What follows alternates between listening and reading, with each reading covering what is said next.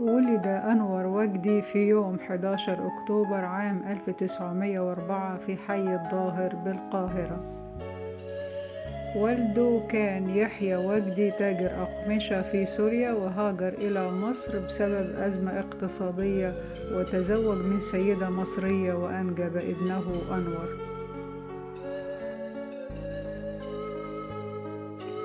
درس أنور وجدي في مدرسة الفرير الفرنسية بالقاهرة، ولكنه تركها وبدأ العمل في العديد من المهن بسبب الظروف المادية السيئة لأسرته.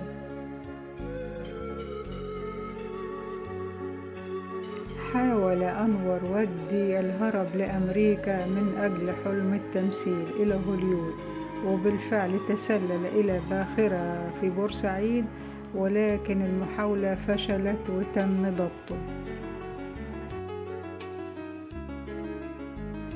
وعندما علم والده برغبة ابنه في أن يصبح ممثلا، قام بطرده من المنزل.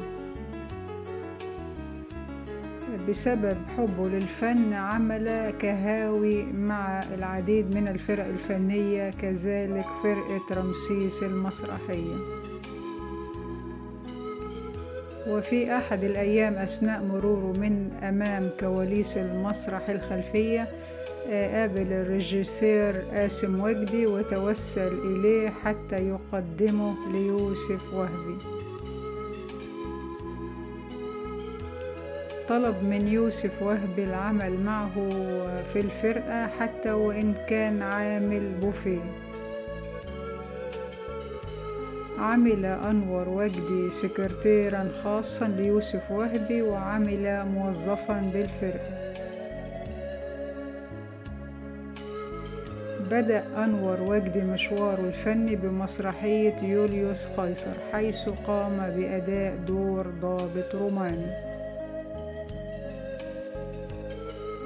تقاضى أنور وجدي آنذاك أجر 4 جنيهات شهريا، وقام باستئجار غرفة مع الفنان عبد السلام النابلسي.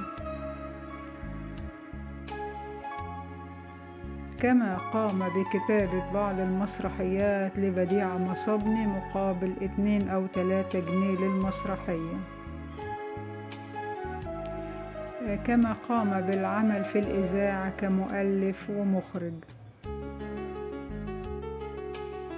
كما قدم أدوار البطولة في مسرحيات يوسف وهبي زي مسرحية الدفاع عام 1931.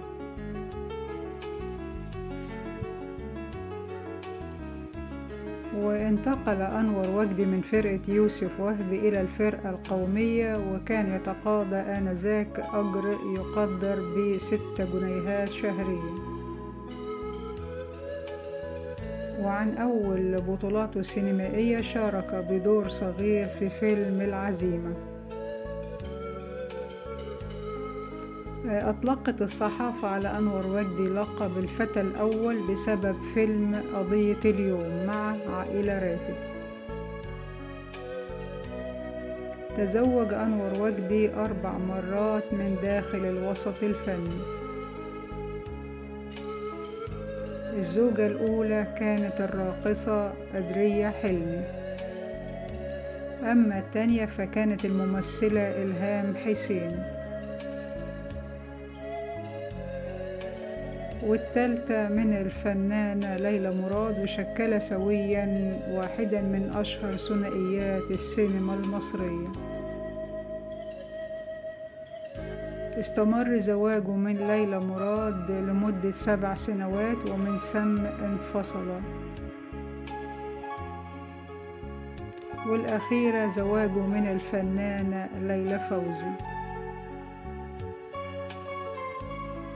وليلى فوزي هي اللي استمرت معاه لغاية وفاته. توفي أنور وجدي يوم 14 مايو سنة 1955، وربنا يرحمه ويرحم جميع فناني الزمن الجميل. شكرا.